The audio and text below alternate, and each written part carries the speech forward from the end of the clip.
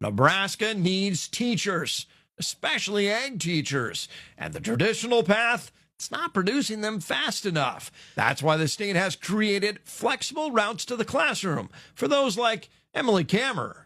Yes, very non-traditional. I wanted to teach that high school and get back into that 7-12 area. And so the transitional teacher program was a great segue into reaching that goal. Emily is starting her first year as an ag teacher in Hershey, but she's taken a roundabout path. 2-year school to 4-year college, where she skipped student teaching, instead went to work for Nebraska Farm Bureau.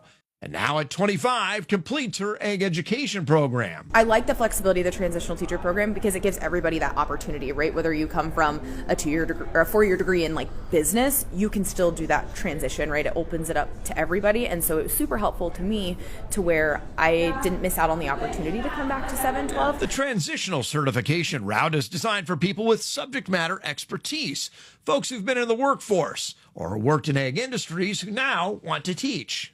It gave me an open door to jump right back in and go where I wanted to. As she walks through that door with experiences other incoming teachers don't have. Just life experience, just a few years out of college, living on my own, doing the things I think gives me a better foundation than maybe jumping into it at like the ripe age of 21 right out of college. It's one way Nebraska is adapting to a tighter teacher market. Another, bringing recruiters closer to where future teachers already live. We have faculty they're located regionally across Nebraska in the Panhandle, East Nebraska, and South Central, and we are working alongside teachers to identify and attract students into the profession. And many of them choose to come to Lincoln with us or one of the community colleges and then transfer to Lincoln to become agriculture teachers. Matt Kreifels helps lead the ag teacher pipeline at the University of Nebraska-Lincoln. He says the state is not only training teachers, but supporting them once they're hired. He has seen young teachers leave the classroom for industry jobs or because of burnout. We pair them very intentionally with regional teachers, someone local in their area in another school district that can be their go-to person. And alongside that, we also host Zoom and in-person workshops throughout this course of the school year and connect them with resources, knowing that first year is the hardest year, but is also incredibly rewarding, and we want to help them see the bright side of that and help them work through the challenges they might find. That support is critical, especially for non-traditional candidates who didn't come through a teacher prep program.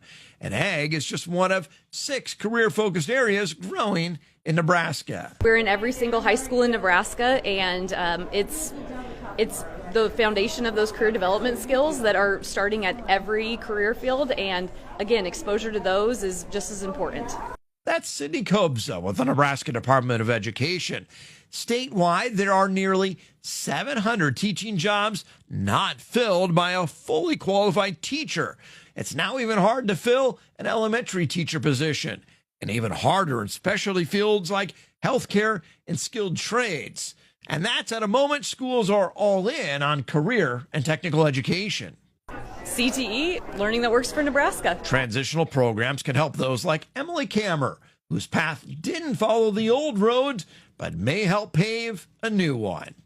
So taking classes this summer to kick me into that transitional program, and then going to hit the ground running in August. Next time we meet the future, pre-service teachers like Emily Samuelson, many of whom have job offers before they graduate. I'm Steve White on the Rural Radio Network.